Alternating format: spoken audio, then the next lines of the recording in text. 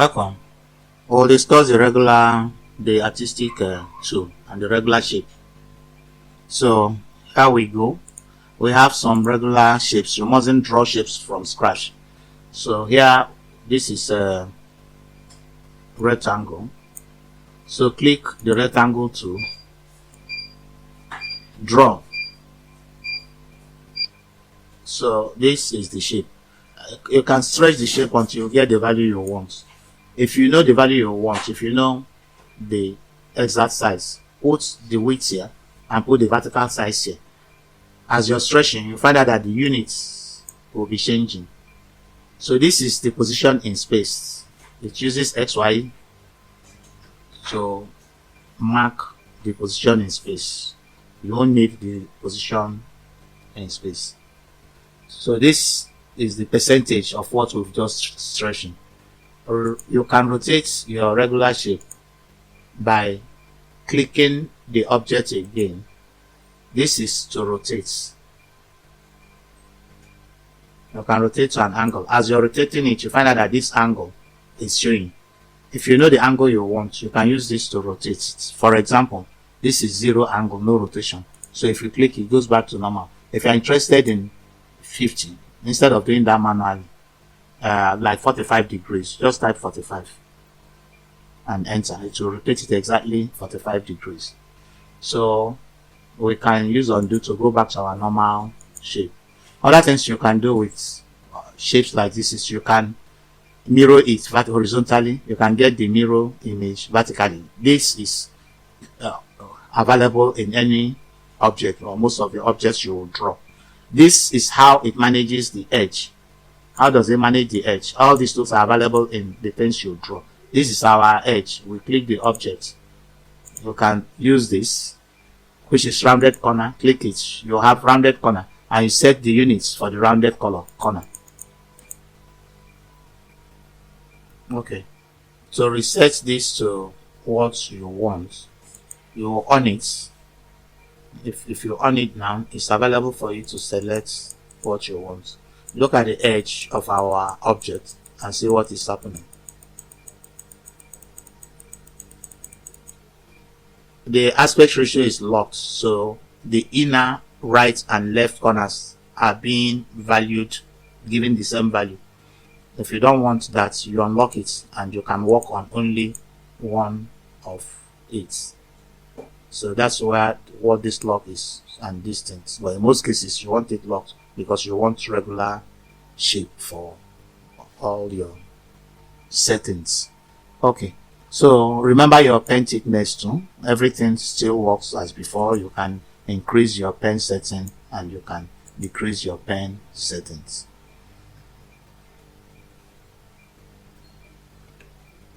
So this is a circle. You click the circle tool and draw the circle.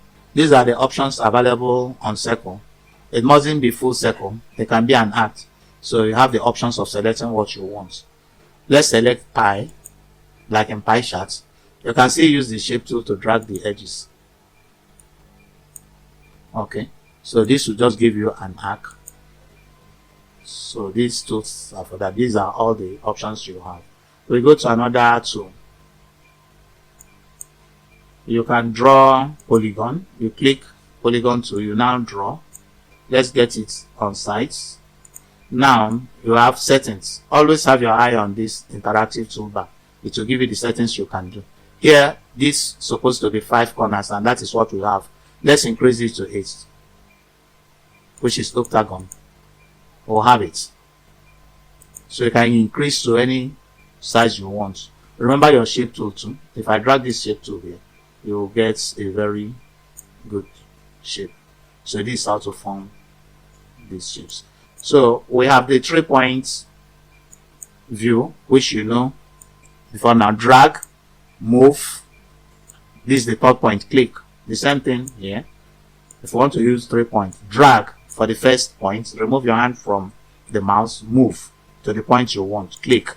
That is the final point. You have your object. If you have regular shapes, you'll notice that there is a limit to how you can shape it. This is your square. Let's shape it. You click shape tools. you try to drag. It has only 4 nodes. It can't go beyond this shaping. So if I want to use it for designs, how do I add more nodes? It does not take more nodes. Nodes, remember, you have to turn this to curve. You have to change it to curve. The tool is here. It's called Convert to Curve. Click it. Once you click it, it will be treated like every other curve. So we can use Shape Tool to add more nodes.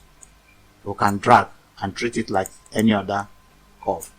This is same with any regular shape.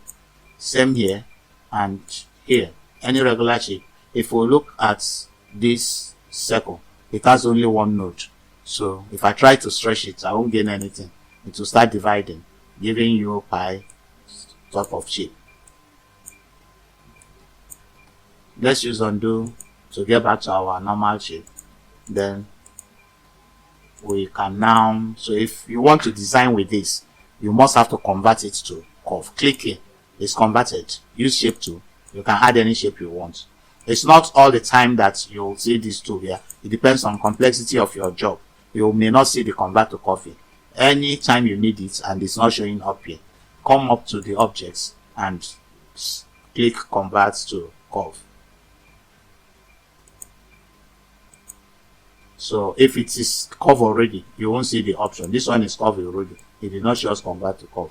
But if not a curve already, you'll see convert to curve. So note this. Once you've converted to curve, you're free to turn this into anything you imagine by adding nodes and dragging the nodes. You can add, you can delete, you can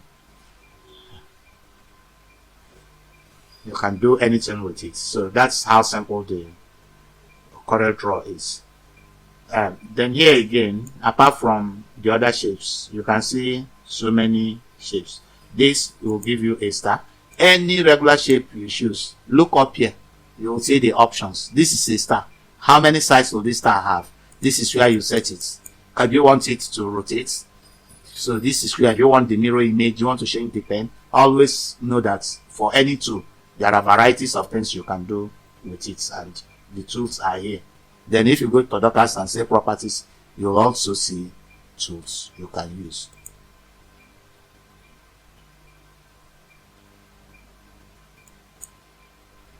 This is a very special tool. It's called the impact tool. It gives an impression of an impact like an object in motion. So let's add it to this car. We click, it's an object on its own. So you can just click and add. It has the, once you click, you see it has the different shapes. It has parallel and it has radial. Let's demonstrate with parallel. So the parallel tool, just draw the box you want for the impact. This is the impact. It's object on its own. If you put it in this key, it will give the illusion of motion. The same way you can add the circular impact. So use this motion. You'll see it in cartoons and in some designs. By just looking at it, person watching will see visually that motion is involved. So this may be for a ball you throw inside a pond or a sun that radiates out.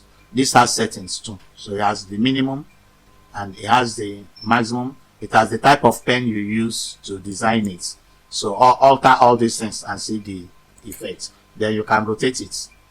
Then it has the inner. This turns it inwards and will have the outer boundary.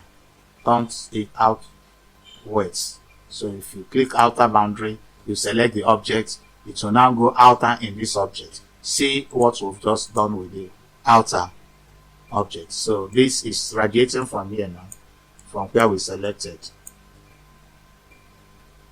So this other one will just give you a graph paper. We know all about graph paper. So you can color and choose any color. Remember that graph paper is not pens. Don't try to type inside it. It's not a table. It's just a graph paper. Then if you need common shapes, we'll have some hundreds of common shapes here. These are the shapes we know, like the call out you look at all the shapes. You can come here to select any of these shapes. Let us discuss artistic media. We zoom in. Artistic media is just what the name suggests. It will draw artistic lines. To use this tool, we click the artistic media tool. Once you click, you'll see these options. This is the brush. If you click brush,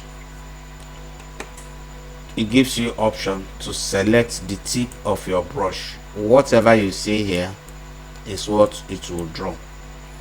This view does not allow us to see these tools very well. Because of that, and coupled with our tradition of using the Docker, we prefer to call up the Docker on artistic media.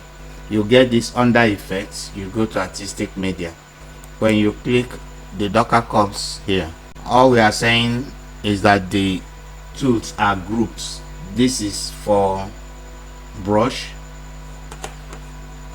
Then if you come to the settings here, you want to see only brush, we'll have to put this off. In most cases you leave all of them on. This is just to show you what the brush look like. So you select the type of brush you want. Here you have settings for the brush. This is about the smoothing. How smooth do you want it to be? It can be 100%, it can be less. Then this is the size of the stroke. This will, if this is on, after drawing, you have this for the bounding box. If it is on, it means you are hiding the bounding box. These dots that circle all your work is called the bounding box. I think in most cases you may want to leave the bounding box, unless if it's a continuous drawing, it will disturb you. That is when you want it off. Okay, this is another set of you've seen the biro here, the pen. These are the recently used. If you click the spray, it will show us the spray, but we can't see it very well here. We'll use the same technique. Let's see what the object spray is all about. I will switch this off. So this is the items you can spray with these objects. You practice them out, you'll be amazed with the tints you can spray and how it sprays it. So we'll test one out. We click, you see that under spray here is classified. These are all the things you can spray, but here you can have a look at all of them.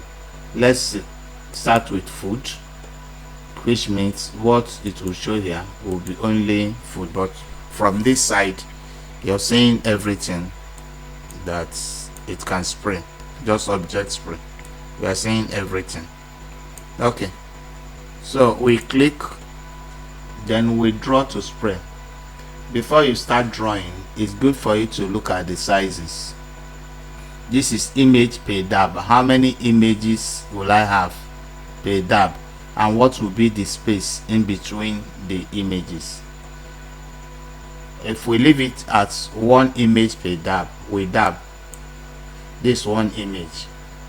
If we increase it to several images per dab, let's say 4, so we dab. These are the 4 images. So this is how to set the space between the images. Can be set to, this is the space, image spacing. When this is active, we can still adjust it. So if we click here now, we are adding more space between the images. Okay, so these are the things we can do with this tool. So you try to spray as many things, to experiment with this. Use it to plant grass, plant footsteps, a lot of things. You will be happy you discovered this tool. So you try to experiment on this. Again, you can use any image as your brush, and you can use any image as your spray. So let's demonstrate this. If I have an image, the image can be anything. It may be image from picture or anything, but here let's just and draw what we want to use for our dab. We use continuous line. Okay, let's say this is what we want to use as our pen. We'll color it.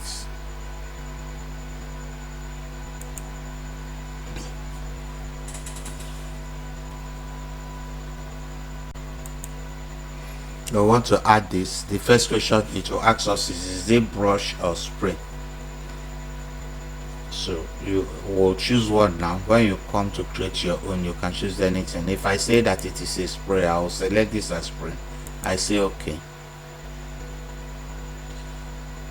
They want me to save it. It saves into artistic media folder.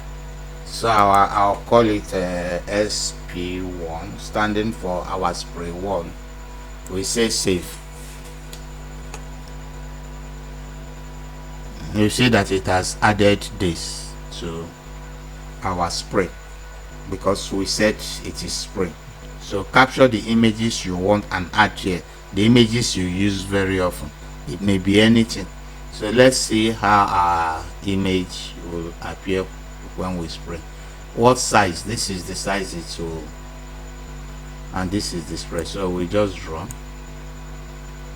Okay, we've selected it. Okay, so this is the image. We can increase the number. Just know that we use this for just experimenting. You can use any image, any artwork to achieve this. So this is how to create your own spray, and you've seen how to use this. Okay, so we look at other tools. This very artistic art will benefit you if you're an artist and you like drawing. That is when you will enjoy here. But if you're not a trained artist, you don't draw, you can always make out the shapes you want from solid curves, which we'll discuss more later. So but if you're an artist and you like using brush, you come here, select the type of brush you want, and you start drawing. So we have brushes of several shapes, and let's on this brush presets. Everything is here now, both brush presets. Just scroll through, get what you want. You see the behavior of these brushes, anyone you use. Let's try this. Just this is one stroke, this is what we are getting. So if you're an artist, you use this for your drawing. Okay, so we go to the next tool. Next tool is very interesting tool. Let's drop this. We select all this, we delete, and this tool is called Live Sketch. Live Sketch will give you the ease of drawing without dragging notes and other thing. It looks real. It's just what you have in real life. It's like drawing with your hand. So this live drawing. So you try it out, try to give you things as if. The good thing about it, without the rigors of looking for note and other things, you can always continue with your drawing. Another interesting thing here is we'll go to artistic media. It can continue your drawing. If we have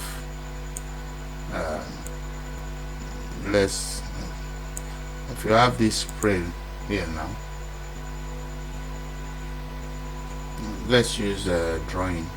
If we have this drawing now and we are in this artistic mode, you find out that we can continue this drawing and it will remember. Okay,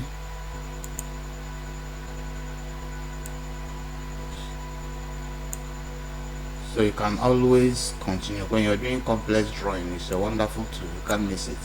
You can continue what you draw. Once this changes, you find out that you can add to it and without looking for nodes and other things. It's a wonderful tool. So you try it out. So you can use it. Remember, when you finish one section, just press space. You can press escape or double click to drop the tools. This is the how you drop other tools too. So you try this drawing, use it to draw anything, lifelike things. So you can always come back when it changes color to continue. Even the colors you draw earlier, if you come close, it allows you to continue it. It maintains the property of the last drawn shape. If I come here and want to continue this, it will maintain the properties of what I've done before. So that's one of the, it's a great tool. Okay, we look at the last tool here, which is smart drawing. The smart drawing will guess the regular shape you want to draw and give you the real life shape of it. So let's go to smart drawing. I want to make a rectangle. I will draw this rectangle by hand and believe that it will convert it to real rectangle, and that is exactly what happened. So if I want a circle, it will guess what I want to do. If I do it well, it will convert it to the circle. Let's do some staircase here.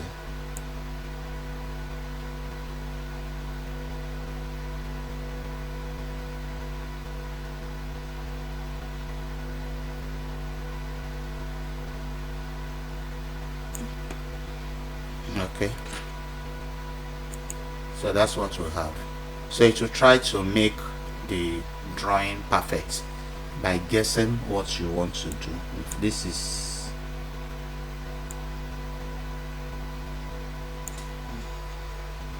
okay, this is supposed to be a rectangle, but I did it 2 times, so I'll do it once now. Come down and close it up. Let's see whether the seal gets it. So that's what this tool is. So don't miss these 3 tools if you like drawing with pen. They are strong tools. So see you in the next lecture. Hello, join us in mastering CorelDraw Graphics Suite with our comprehensive course. This lesson is just one of the 80 in-depth tutorials designed to equip you with all the skills you need. Whether you are a beginner or seeking to enhance your proficiency, our course covers everything you need to know about CorelDraw and Corel Photo Paint. Subscribe to our channel to unlock more insightful lessons like this one, or take the next step by enrolling in the full course using the link below.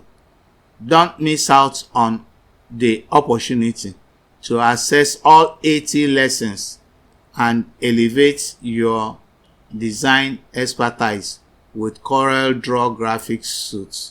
See you in the class. My name is Ejiofor Umanu. I'm one of your instructors in this course.